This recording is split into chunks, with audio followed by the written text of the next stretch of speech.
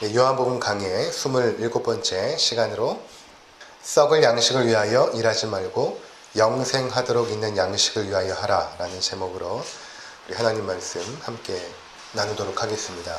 우리가 지난 시간에 예수님께서 풍랑이는 그 바다를 걸으시죠. 무리를 걸으셔서 그 풍랑 속에서 헤매고 있는 그 제자들을 구해내시고 그들이 가고자 했던 그 가버나움으로 인도하셨던 그 모습을 우리가 살펴보았습니다. 그래서 우리가 이 그림을 머릿속에 이렇게 생각할 때에 지난주에 말씀드린 것처럼 예수께서 우리와 함께 하실 때만이 우리가 가고자 하는 그 평안의 땅, 그 안식의 땅, 그 행복의 땅에 이룰 수 있구나 라는 사실을 우리가 기억해야 되는 것입니다. 그러니까 내가 내 힘으로 아무리 노를 젓고 내 힘으로 열심히 그 풍랑을 헤쳐나가려고 해도 도무지 되지 않는 거예요. 예수께서 우리의 인생의 그 배에 오르시기만 하면 우리의 배는 안전한, 또 내가 원하는 그 소망의 항구로 우리를 인도하신다라는 것이 우리가 지난 시간에 함께 배웠던 그 말씀의 핵심적인 내용인 것입니다. 오늘 본문의 내용은 무엇인가 하면 지금 예수님께서 이제 배를 타고 제자들과 함께 가버나움으로 이제 가셨죠. 그리고 바다 건너편에 오병이어 사건을 체험했던 그 수많은 군중들이 있습니다. 그 무리들이 예수님을 찾으려고 지금 혈안이 된 것입니다. 오병이어 사건 이후에 예수님을 왕으로, 임금으로 삼으려고 했지만 예수님께서 피해서 산으로 가셨죠. 그리고 나서 이제 그 사건을 경험했던 그 무리들이 다음날 아침이 되어서 예수님이 과연 어디 계시는가 막 찾으려고 난리가 난 것입니다. 우리가 아는 것처럼 예수님은 지난밤에 제자들이 풍랑 속에서 헤매고 있을 때에 무리를 걸으셔서 배로 가셨고 그 배를 타고 가버나움에 가셨죠. 근데 군중들 생각에는 제자들이 배를 타고 가는 건 보았는데 예수님께서 배를 타고 가는 건 보지 못했거든요. 그러니까 아마도 이곳에 있을 것이다 라고 생각하고 막 찾아다닌 것입니다. 그래서 22절에서 24절을 보면 그러한 이들의 모습을 이렇게 기록하고 있습니다. 이튿날 바다 건너편에 서 있던 무리가 배 한 척 외에 다른 배가 거기 없는 것과, 그러니까 수많은 무리들이 이제 배를 타고 이곳에 왔는데 이제 배가 한 척밖에 없는 거예요. 제자들이 타고 가버나움으로 갔을 것이고 아마 나머지 배들은 여행을 위해서 준비한 배였기 때문에 아마도 다른 곳으로 이동했을 것입니다. 또 어제 예수께서 제자들과 함께 그 배에 오르지 아니하시고 제자들만 가는 것을 보았더니 제자들만 갔기 때문에 아마 예수님께서 여기 있을 것이다. 배가 한 척밖에 없으니까 아마도 이곳에 있을 것이다 생각한 것입니다. 23절에 그러나 디베랴에서 배들이 주께서 축사하신 후 여럿이 떡 먹던 그곳에 가까이 왔더라. 그러니까 이 배들은 아마 여정을 위해서 준비한 배들이겠죠. 그래서 많은 배들이 이제 온 것입니다. 다시 24절에 무리가 거기에 예수도 안 계시고 제자들도 없음을 보고 그 배들을 타고 예수를 찾으러 가버나움으로 가서, 그러니까 아무리 찾아도 예수님께서 이제 안 계시니까 아마도 예수님께서 가버나움으로 가셨겠다. 제자들과 함께 가지 않았어도 아마 스스로 홀로 배를 타고 가셨을 것이다. 이렇게 추측을 한 것 같아요. 그래서 이제 가버나움으로 향한 것입니다. 자, 여기서 우리가 무엇을 보게 되는가 하면 그 예수님을 찾고자 동분서주하는 그 무리들의 모습을 보게 되죠. 그들은 예수님께서 자신들의 메시아가 될 것이라고 확신했던 것입니다.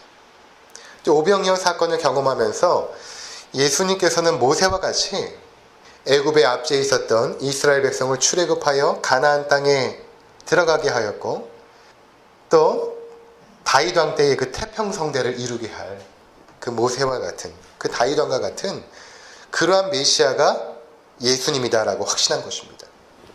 그래서 이제 예수님을 찾으려고 혈안이 된 것입니다.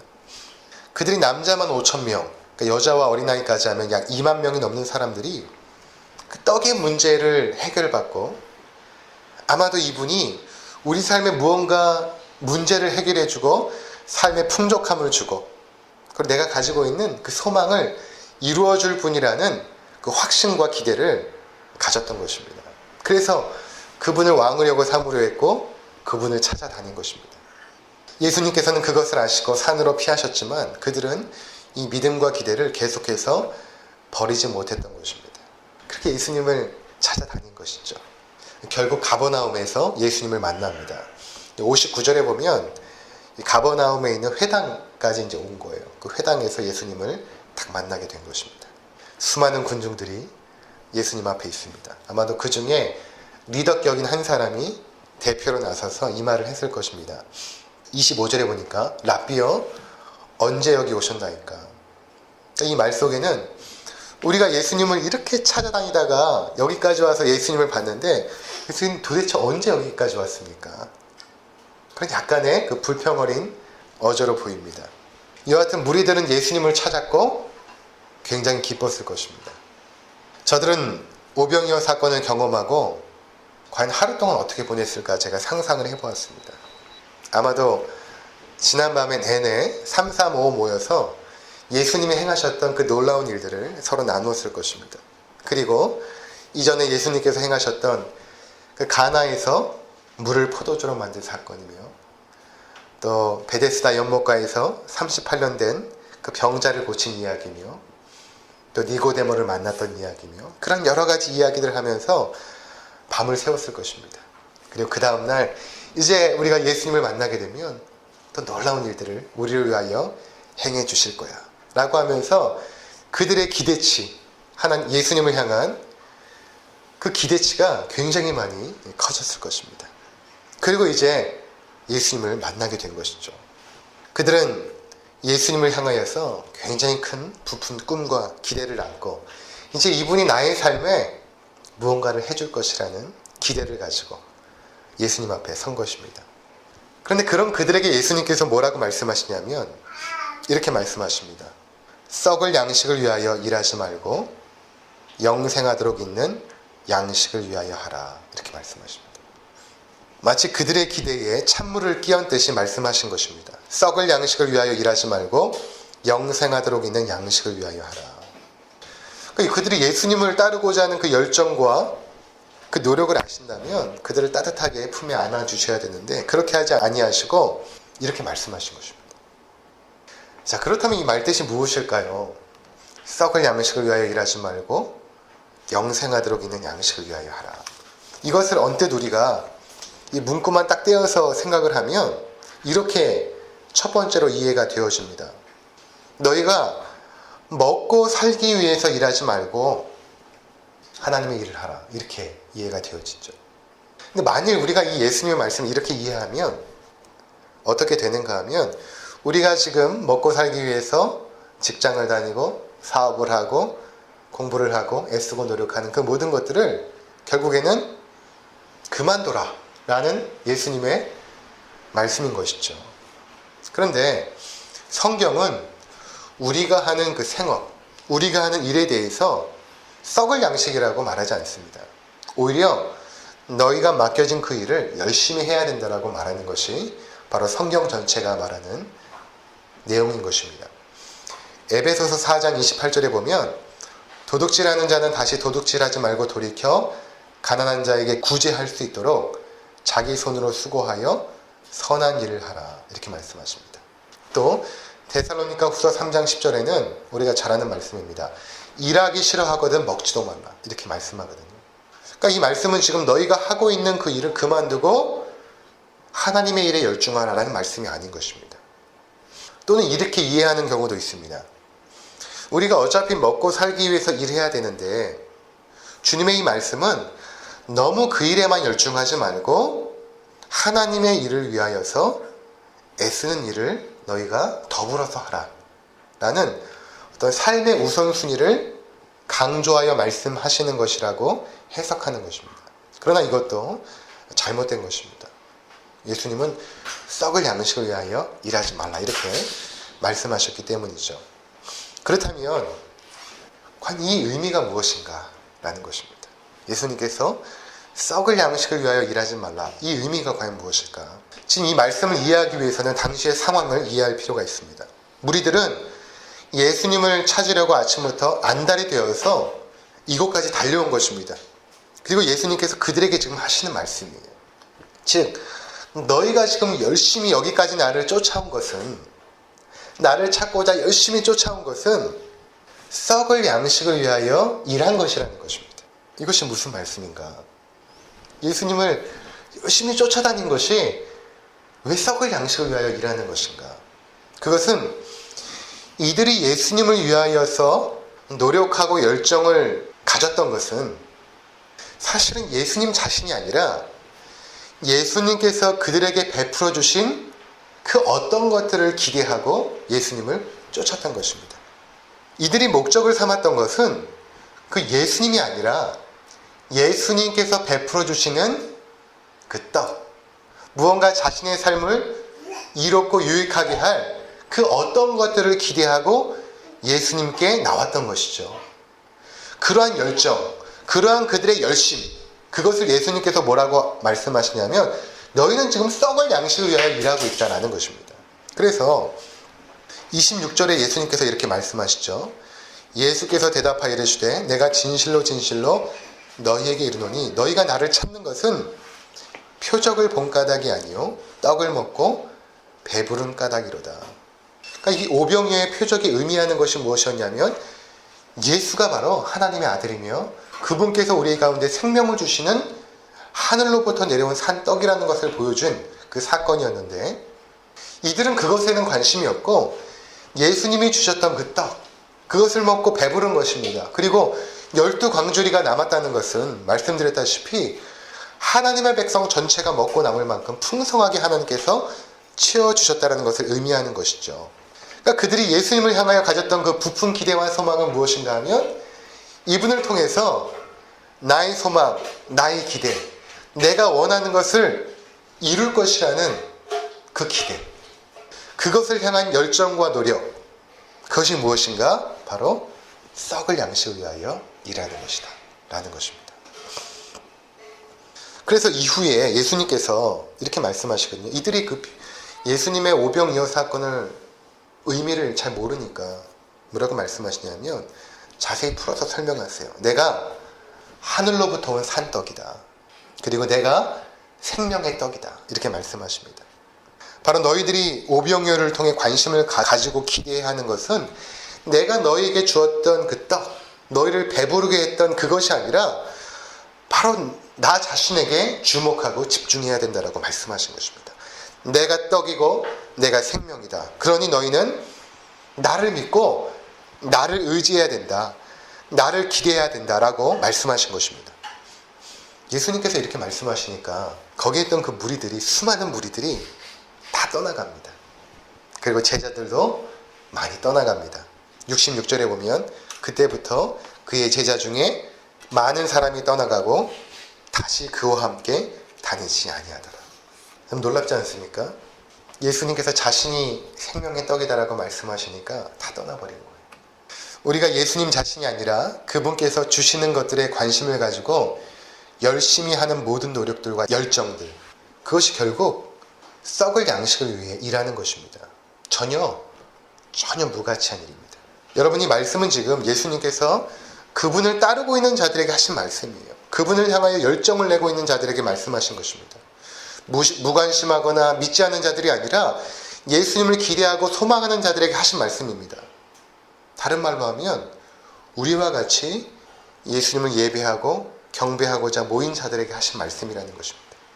즉 우리 가운데는 어떤 사람들이 있는가 하면 썩을 양식을 위하여 일하는 자들이 있다는 것입니다. 너희가 나를 믿고 예배하기 위해 모였지만 너희가 정말로 이곳에 모인 그 이유가 무엇인가? 그 목적이 무엇인가? 라는 것입니다. 이 말씀 앞에서 우리가 자신을 돌아볼 필요가 있는 것이죠. 만약 우리가 예수님 자신이 아닌 예수님을 통하여 얻어지는 유익들에 관심이 있다면 우리는 지금 썩을 양식을 위해 일하고 있는 것입니다. 사업에 어려움이 생기거나 질병에 걸리는 등 삶의 문제 가운데 예수님을 찾게 되는 경우가 많이 있습니다. 그러니까 물론 하나님께서 우리를 그러한 상황 속에서 불러주시기 때문에 잘못된 것은 아닙니다. 누가 처음부터 예수님께 순종하고 하나님을 기쁘시게 하기 위하여 예배당에 나오겠습니까? 각자 다 어려움 속에서 자신의 힘으로 할 수 없는 삶의 여러 가지 지경 속에서 하나님 앞에 나오죠. 처음에는 각자가 여러 가지 상황 속에서 저마다의 기대와 소망을 가지고 주님 앞에 나옵니다. 그리고 주님을 만나죠. 인격적으로 만납니다. 그런데 문제는 어디에 있는가 하면 이렇게 하나님의 은혜를 우리가 진실로 체험하고 나서도 계속해서 처음에 가졌던 그 생각들, 하나님을 통하여서 나의 삶의 문제를 해결받고 나의 어려움들을 극복해내고 나의 삶의 윤택함을 보장받고 나의 삶의 평안함과 안정을 보장받으려는 그러한 그 처음 생각을 가지고 계속해서 하나님 앞에 나온다면 그것은 결국에는 무엇인가 하면 썩을 양식을 위하여 일하는 것입니다. 전혀 무가치한 일이라는 것입니다. 우리가 하나님의 은혜를 받아 자신의 죄를 깨닫고 십자가의 사랑을 경험하게 되면 우리의 삶은 달라집니다. 그 달라짐이 어떤 것이냐면 우리의 주인이 바뀌는 것입니다. 이전에는 내가 내 삶의 주인이었어요. 내가 하고 싶은 대로 살았습니다. 그런데 하나님의 자녀가 되고 나면 하나님이 우리의 주인이 되어주세요. 이것을 신학자들은 코페르니쿠스적인 전환이라고 말합니다. 옛날에는 지구가 우주의 중심인 줄 알았어요. 지구를 중심으로 태양이 뜨고 지고 모든 은하계가, 모든 태양계가 지구를 중심으로 돌아가는 줄 알았죠. 코페르니쿠스가 우주의 중심이 지구가 아니라는 것을 밝혀냈죠. 마찬가지입니다. 우리가 이전에는 내가 중심인 줄 알고 살아가요. 근데 은혜를 받고 나면 우주의 중심이 내가 아니라 하나님이었구나. 그리고 나는 이 우주 가운데 정말 먼지만도 못한 존재구나 라는 사실을 깨닫게 됩니다. 그리고 그 먼지만도 못한 나를 향하여 계획을 갖고 계시고 사랑을 베풀어 주시고 인도해 주시는 그 하나님의 은혜를 깨닫게 됐죠. 그러면 거기서부터 오는 우리의 그 삶의 자세가 무엇인가 하면 이제는 나를 위하여 사는 것이 아니라 나에게 은혜를 베풀어 주시는 그 하나님을 위하여 살아가는 것이 이것이 마땅한 것이구나. 이것은 내가 그렇게 하나님을 위해서 무언가를 해드려야겠다는 것이 아니라 이것이 당연하고 마땅한 것이구나라는 것을 우리가 자각하게 되고 깨닫게 되는 것입니다. 이렇게 하나님의 은혜를 성경을 통하여 바르게 깨닫게 되면서 내가 이전에 예수님을 향해 가졌던 그 기대와 소망이 이제는 얼마나 무가치했는가를 깨닫게 됩니다. 이것은 마치 어린아이들이 장난감 하나를 손에 쥐고 빼앗기지 않으려는 것과 같습니다. 아이에게 있어서는 그것이 가장 소중한 것이죠. 근데 우리가 볼 때는 아무것도 아니잖아요. 저희 아이가 저를 감격시킬 때가 있습니다. 제가 일을 마치고 돌아갔을 때 자기가 놀던 장난감을 탁 던지고 저한테 와서 이렇게 안깁니다. 그런데 우리가 하나님 앞에서 우리의 모습이 내가 소망하고 기대했던 것들을 손에 꼭 쥐고 이것이 정말 전부인 것처럼 꼭 쥐고 그 은혜를 베풀어 주신 그 하나님을 보지 못하는 것입니다. 안타깝게도 우리가 기대하고 소망하는 것들은 사실은 우리의 지혜와 그 경험의 수준을 벗어나지가 못해요. 그냥 내 수준에서 내가 가장 좋아하는 것들을 기대하는 것입니다. 또는 내 옆에 있는 경쟁 상대들, 우리의 경쟁 상대가 멀리 있진 않아요. 항상 내 옆에 있습니다. 그 사람보다 조금 더 잘 되기를 원하죠. 내가 가지고 있는 그 수준의 틀이 있습니다. 인식의 틀이 있고 기대의 틀이 있고 소망하는 틀이 있어요. 그 틀에 우리는 이렇게 갇혀져 있거든요. 그 안에 우리가 살고 있어요. 거기서 내가 가장 좋아하는 것을 원하는 것입니다. 그런데 하나님께서 우리 삶 가운데 찾아오셔서 그 우리의 수준의 틀을 깨어버리세요. 네가 그렇게 붙잡고자 했던 것이 얼마나 하찮은 것인가를 깨닫게 해주세요.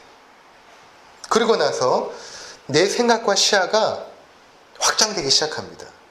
그러면서 하나님의 은혜를 보기 시작해요. 이것이 하나님의 은혜였구나.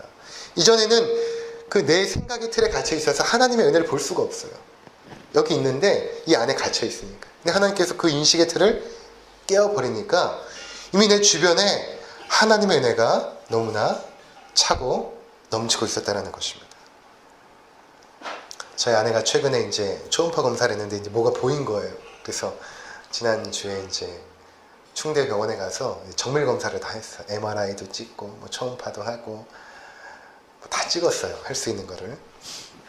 근데 그 한 2주 정도 과정 가운데 어떤 생각을 하게 되었냐면 내가 평범하게 살고 있는 것이 얼마나 감사한가 라는 생각을 하게 된 것입니다.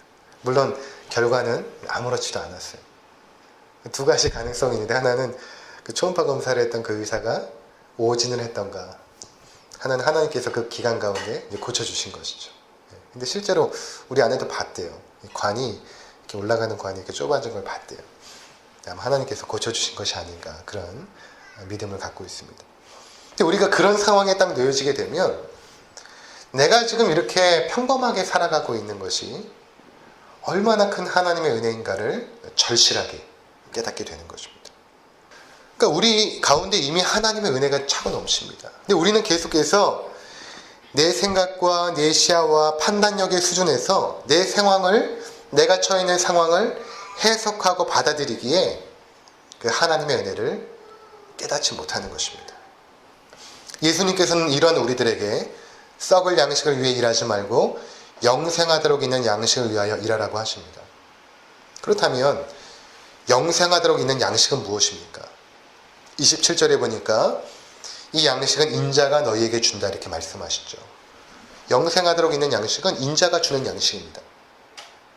인자는 우리가 전에 살펴본 것처럼 다니엘서 7장에 하늘로부터 내려온 신적인 존재가 있는데 그 신적인 존재가 사람의 모양을 하고 있더라는 것입니다. 그것이 인자거든요. 그러니까 예수님께서 하늘로부터 온 신적인 존재인데 사람이 되신 것이죠.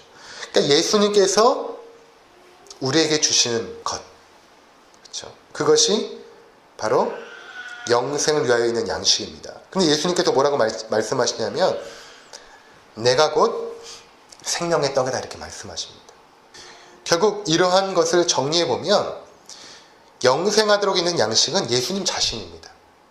곧 이 말씀은 예수님을 위하여 힘쓰고 노력하고 갈망하라. 예수님 자신과 동행하기 위하여 또는 예수님 자신을 얻기 위하여 예수님과 함께 하기 위하여 열정을 내고 노력하고 애쓰라는 말씀인 것입니다. 예수님께서 이렇게 말씀하시니까 군중들이 묻습니다. 28절에 그들이 묻되 우리가 어떻게 하여야 하나님의 일을 하오리이까. 이들은 지금 영생하도록 있는 양식을 위하여 일하라 하고 말씀하신 예수님의 말씀을 너희가 하나님의 일을 열심히 해라 라는 것으로 이해한 것입니다. 그래서 우리가 어떻게 하면 하나님이 원하시는 일, 하나님의 일을 하오리이까 이렇게 이제 물어본 것이죠. 그랬더니 예수님께서 이렇게 대답하십니다. 29절에 예수께서 대답하여 이르시되 하나님께서 보내신 일을 믿는 것이 하나님의 일이니라. 하나님께서 보내신 일을 믿는 것, 즉 예수님을 믿는 것이 하나님께서 사람들에게 바라시는 일이고 그것은 영생하도록 있는 양식을 위하여 일하는 것입니다. 예수님께서 이런 말씀을 하고 계시는 것입니다.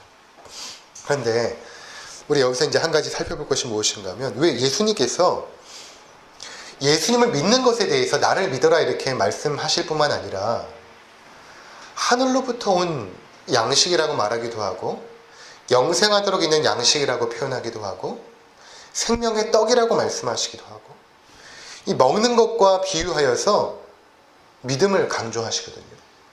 왜 예수님을 믿는 것을 왜 먹는 것과 비유하실까? 예수가 생명의 떡이고 그 예수를 먹는 것이라고 이제 자꾸 표현하시는 것입니다. 왜 그러셨을까? 제가 이제 이 생각을 계속 하다가 영화 한 편이 떠올랐습니다. 1989년에 나온 몬트리올 예수라는 영화입니다. 제가 그때 고등학교 1학년 때로 기억이 나는데 이제 혼자 가서 영화를 봤어요. 혼자 저기 서울 종로에 있는 피카다리 극장 벤 뒤에 앉아가지고 이 영화를 이렇게 한참 봤는데 워낙 옛날 일이니까 기억이 나지 않습니다. 그런데 그 영화의 그 마지막 장면만큼은 제 머릿속에 잘 보존되어 있어요. 어떤 장면이냐면 거기 이제 그 주인공이 다니엘이라는 사람인데 그가 이제 예수라는 그 연극을 해요. 연극을 하면서 자기 삶 속에서도 어떻게 예수의 향기를 드러낼까라는 것을 이제 고민하는 그런 이제 연극 배우였습니다. 근데 그가 나중에 그 연극을 하다가 이제 사고가 나요. 십자가가 이렇게 떨어지는 바람에 거기에 이제 맞아가지고 사고가 납니다. 나중에 병원에 실려가게 되는데 뇌사 상태가 됩니다. 뇌사 진단을 받자마자 이제 그의 장기가 하나씩 그의 몸에서 떨어지기 시작합니다. 수술을 하는 거죠, 의사들이. 눈을 빼어서, 심장을 빼어서, 간을 빼어서 하나하나 이식하기 시작하는 거예요. 그래서 그 이식을 받은 사람들, 때로는 어린아이가 있고 어른도 있고, 이식을 받고 이제 눈이 떠지고 심장을 이식받고 살아나고, 그러면서 그들이 살아나자마자 하는 말이 할렐루야 이제 외치기 시작합니다. 그러면서 그 장면과 함께 어떤 장면이 진행이 되냐면, 예수님께서 떡과 포도주를 떼면서 제자들에게 주셨던 그 일들이 함께 오버랩 되면서 그 장면이 이렇게 펼쳐져요. 자, 마치 이처럼 우리가 예수를 믿는다는 것은 어떤 의미가 있는가 하면, 예수의 그 찢기신 몸과 흘리신 피가 우리를 깨끗하게 할 뿐만 아니라 예수의 그 부활의 생명이 우리 가운데 전달되어져서 우리가 살아나는 것입니다. 예수의 부활의 생명이 죽어있던 우리의 육신에 접촉이 되어서 우리가 먼저는 눈이 띄게 되죠. 그래서 진리를 보게 됩니다.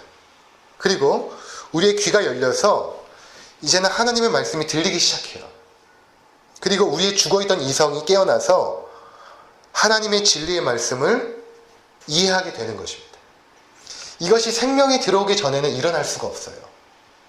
그래서 지금 우리들에게 있어서 예수는 하나님의 아들의 실체이고, 의심할 수 없이, 조금도 의심할 수 없이 우리 가운데 지금 살아계신 분으로 계신 것입니다.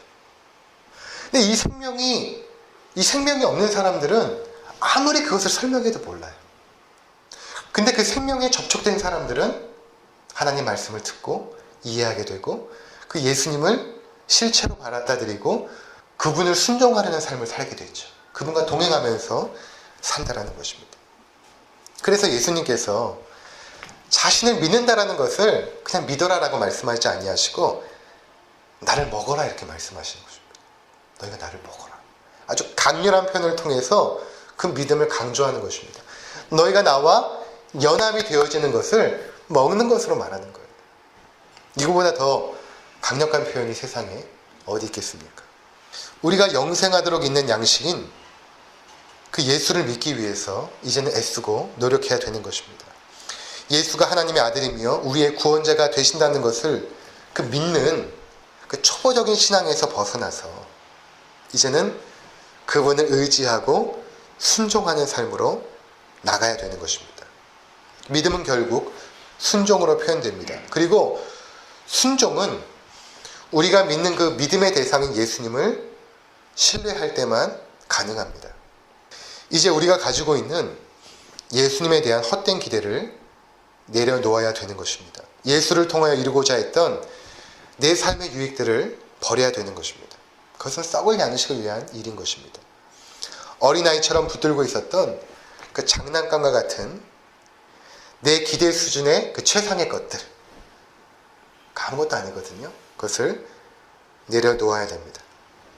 땅에 숨겨진 보화를 발견한 사람은 자기의 모든 것들을 다 팔아서 그 땅을 사는 것입니다. 우리가 예수님과 함께하는 길이 가장 가치 있는 길임을 깨닫게 된다면 우리의 모든 열정과 노력들은 예수님을 얻기 위한 그 길에 집중해야 되는 것입니다. 내게 아무리 유익한 길이라도 그런 길이 여러분 가운데 많이 찾아올 거예요. 내가 생각할 때는 이 길이 가장 유익한 길이에요. 근데 예수님과 동행하고 예수님과 함께 하는데 조금이라도 방해가 된다면 여러분들은 그것을 과감하게 포기할 수 있어야 돼요. 그리고 지금 이러한 그 생각이 여러분의 삶의 신앙의 원칙이 되어야 됩니다. 우리는 삶의 원칙이 없으면 어떤 상황 속에서 갈등합니다. 갈등한다는 것은 다른 말로 하면 삶의 기준도 없고 원칙이 없다는 것이거든요. 그래서 우리가 이 원칙을 세워야 돼요. 예수님과 함께하고 동행하는 것이 내 삶의 가장 중요한 것이다. 거기에 방해되는 모든 것들은 내가 과감하게 포기하겠다. 결정해야 되는 것입니다. 그것이 수억 원의 돈이든 아니면 나에게 굉장한 조건으로 찾아오는 좋은 회사든 그것이 하나님을 섬기는 데 방해가 된다면 포기할 수 있어야 되는 것입니다. 자녀와 함께 있어주지 못하는 부모일수록 돈으로 때우려고 하죠. 그리고 결국 그것이 자녀를 망치게 합니다. 우리가 예수님과 함께 있는 것을 소홀하게 여기면 우리의 삶은 망가지고 혼잡해지기 시작합니다. 그러한 혼잡한 가운데서 내가 내 삶의 무언가를 결정하게 되면 그 결정은 대부분 방향을 잃게 되죠. 그러나 예수님을 내 삶의 중심 가운데 모셔놓고 예수님을 위하여 살기 시작할 때에 나의 삶의 모든 것은 정돈되고 질서를 잡아갑니다. 그 가운데 내가 선택하고 결정한 길들은 거의 대부분 하나님이 원하시는 길이고 하나님을 기쁘시게 하는 선택이 되어집니다. 왜냐하면 그 길에 성령님께서 우리와 동행하시거든요. 그동안 우리가 썩을 양식을 위해 일했다면 이제 영생하도록 있는 양식을 위하여 일하시기 바랍니다. 예수님을 신뢰하셔야 됩니다. 그리고 그 예수님을 위해 사셔야 됩니다. 내가 하는 모든 일들 속에서 예수님과 동행하는 길을 선택해야 되는 것입니다. 그리고 묵묵하게 그 일을 인내하면서 참고 걸어가야 됩니다. 기쁨으로 그 길을 걸어가야 되는 것입니다. 그 길을 걸어갈 때 하나님께서 나에게 무언가를 주실 거야 이런 기대가 우리 가운데 없어야 됩니다. 그것을 공로사 사상이라고 하는데 우리 10년 가운데 아주 깊이 뿌리 박혀 있어요. 그 생각이 들어오면 썩을 양식을 위해 일하는 거예요. 내가 헌금 이만큼 하면 하나님께서 이렇게 축복해 주시겠지. 내가 주님 앞에 이렇게 열심을 했는데 하나님께서 나를 축복해 주시겠지. 공로사상이라고 하는 것인데 썩을 양식을 위하여 일하는 것이라는 것이죠. 그런 생각은 다 접어두고 그냥 이 길이 기쁜 거예요. 그냥 하나님께서 원하시는 길을 걸어가는 것이 기쁜 것입니다. 말씀드린 것처럼 우리가 헌금하는 것만큼 손해보게 되어 있어요. 우리가 하나님 앞에 시간을 내어 헌신하는 만큼 그 시간의 손해를 보는 거예요. 근데 그것이 그냥 즐거운 것이죠. 행복한 것이고. 그렇게 그냥 살아가는 거예요.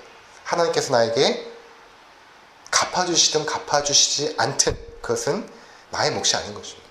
그냥 그 길을 그냥 계속해서 걸어가는 것입니다. 참고 인내하면서. 바라기는 우리 모두가 영생하도록 있는 양식인 그 예수 그리스도와 연합되어지고 동행하는 삶으로 더욱더 깊이 나가시는 믿음의 여정을 살아가시기를